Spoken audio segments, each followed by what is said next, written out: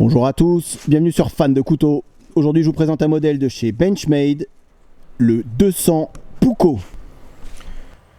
Petite présentation du couteau, comparaison avec d'autres modèles et test de coupe en fin de vidéo comme d'habitude. Petite parenthèse également comme d'habitude pour vous souhaiter à tous et à toutes une très belle année 2020, que tous vos vœux puissent se réaliser, santé, bonheur, richesse et que vous puissiez acheter tous les couteaux que vous souhaitez acheter. Voilà, je vous souhaite à vous la même chose que ce que je pourrais me souhaiter à moi. Nouveauté 2020 pour Fan de couteaux, la chaîne YouTube, aucune. Je continuerai à vous présenter des couteaux comme j'ai fait ces quelques années et il y aura, je pense, voilà, mais pourquoi pas mettre 2-3 vidéos de trucs qui me font marrer, qui n'ont aucun rapport avec les couteaux, mais des choses que j'ai envie de partager avec vous. Donc comme ça, vous êtes prévenus. À sa sortie, ce couteau-ci, il a fait parler, puisque Benchmade a appelé ça un Puukko, alors que moi, j'appellerais ça plutôt une réinterprétation par Benchmade d'un Puukko. Alors vous allez me dire, c'est quoi un Puukko? Alors un Puukko, c'est un petit couteau traditionnel finlandais. Là, on est assez loin de la Finlande. Et Puukko, ça signifie à l'origine, merci Wikipédia, couteau avec un manche en bois. Et là encore, on est assez loin du couteau avec un manche en bois.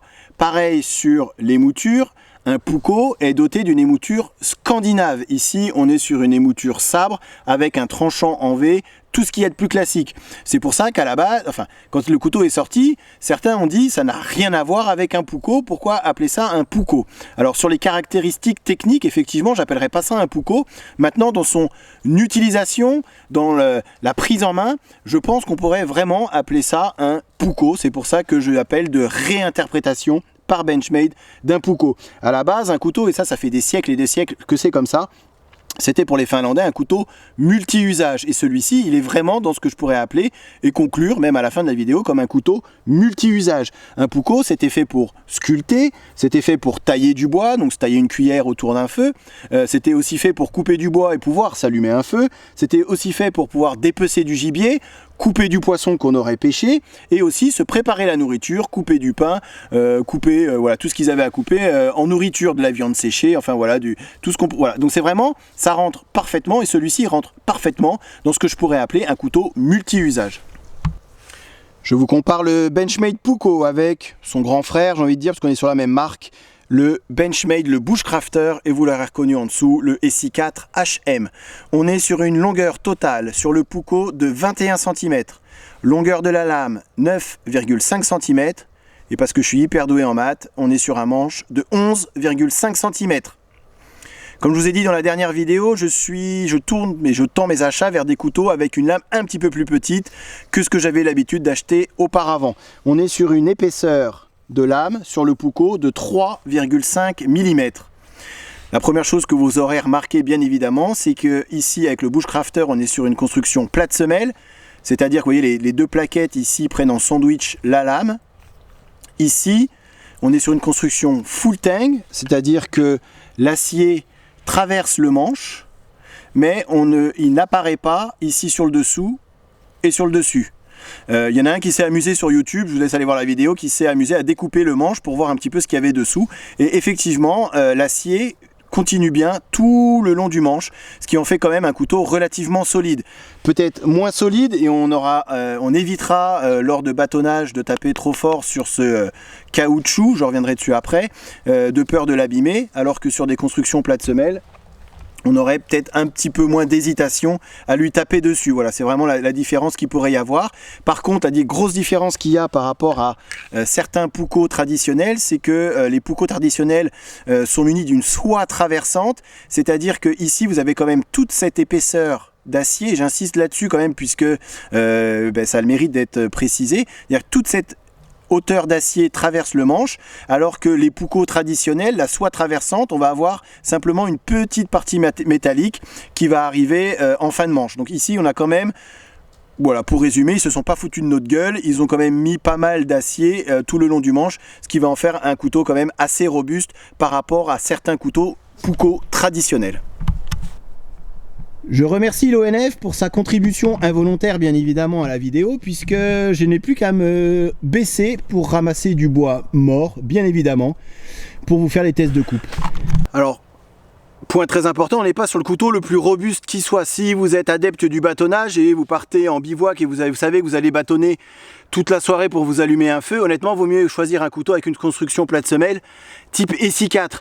Celui-ci, ça va être le couteau multi-usage autour du camp en addition, et je le dis souvent, et c'est vraiment de plus en plus dans mon utilisation, d'une scie pliante pour servir à couper des tronçons comme ça, et une petite hachette. Il va être nickel pour la refente, ce Puukko. Par contre, pour passer à travers, et ça c'est du bois qui est hyper sec, ça va lui en mettre plein la tronche, et avec ce manche en Saint-Oprène, comme sur les Folkniven F1 ou S1 par exemple, j'hésiterais vraiment à taper trop fort sur ce manche, parce que ça risque de le décoller et de l'abîmer très fortement. Donc prenez une petite hachette, normalement ça va tout seul, même si ça c'est du bois qui est quand même, comme je vous ai dit, bien dur.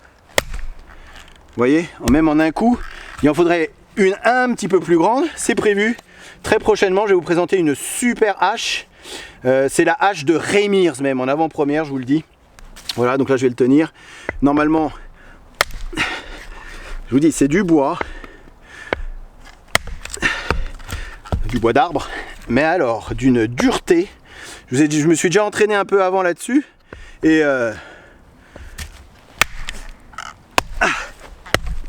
on va y arriver. Voilà, d'où l'importance d'une hachette pour ce genre de travail.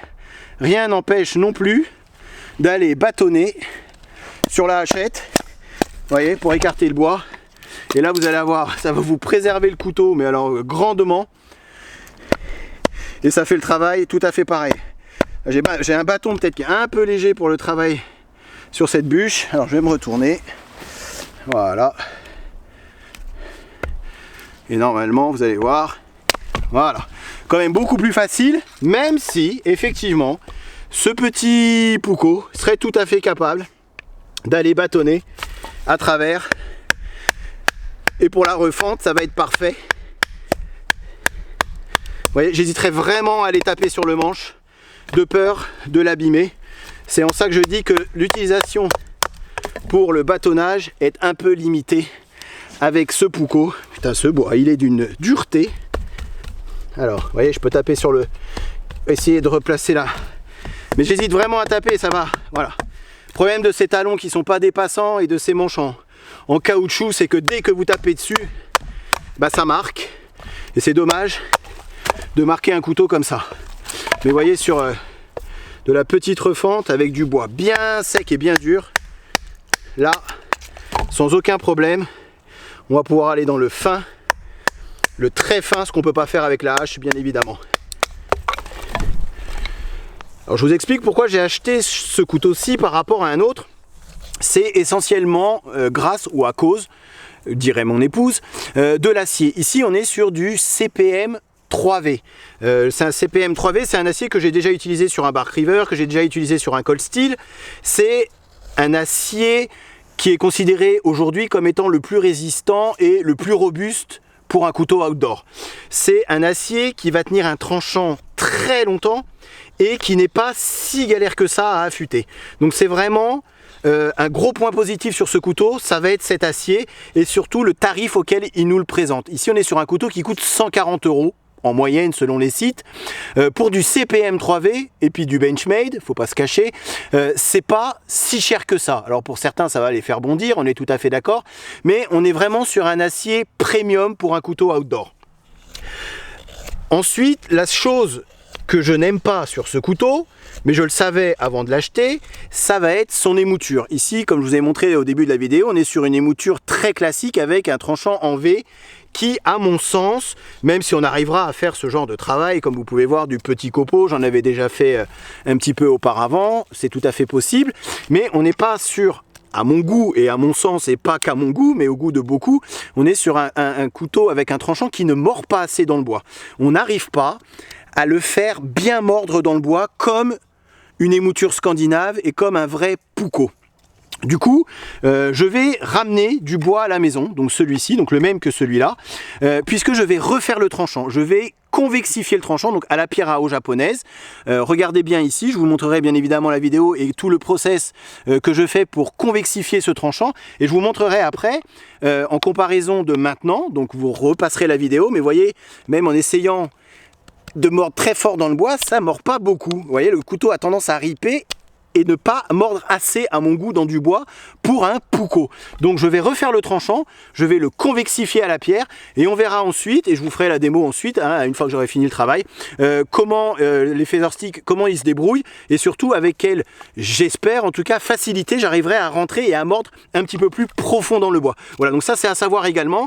Si vous n'êtes pas un fan de l'affûtage, si ça vous fait peur, honnêtement c'est un couteau qu'il va falloir réaffûter à mon sens pour le rendre vraiment, à proprement parler, puukko, et pour le rendre vraiment intéressant avec un tranchant peut-être un peu plus fin, un peu plus convexifié et un tranchant qui va mordre un petit peu plus dans le bois. Alors je vous montre l'étui avant qu'il fasse totalement nuit et qu'on n'y voit plus rien. On est sur un étui en cuir digne d'un couteau puukko, digne d'un couteau traditionnel qui est fait pour l'outdoor. On est vraiment sur un étui de très bonne facture. Petite particularité ici sur cet étui, vous le verrez pas mais je vous le dis, c'est qu'il y a un insert en plastique à l'intérieur, c'est à dire que quand on rentre le couteau, la lame ne frotte pas contre le martyr ou contre l'étui en cuir, mais rentre dans un léger fourreau en plastique.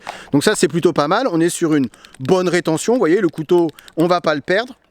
Vous avez ici un petit passant pour y glisser un fire steel, comme quoi on est vraiment destiné à un couteau vraiment outdoor, couteau autour du camp, petit couteau autour du camp. Vous avez en plus, et ça je vais l'enlever dès que j'aurai fini de faire la vidéo, c'est livré avec ce, en anglais ils appellent ça dangler. Donc vous avez le choix entre soit l'attacher ici à la ceinture, comme ça le couteau va être beaucoup plus libre quand vous allez vous balader avec, vous voyez, on peut imaginer, je ne vais pas vous faire le test, je sais qu'il y en a qui aimeraient bien, mais je ne vous ferai pas le test, voilà, parce que je ne porte pas mes couteaux à la ceinture, surtout quand vous croisez du monde, ça fait un peu, voilà, ça me fait marrer, enfin bref, c'est pas le sujet. Donc voilà, vous pouvez le porter assez haut, avec le couteau qui va bien se balader, donc vous allez être assez libre, ou alors vous allez le porter avec ce passant ceinture, donc ici, celui-ci, vous allez pouvoir l'enlever, ce que je vais faire tout de suite, et je ne le remettrai pas.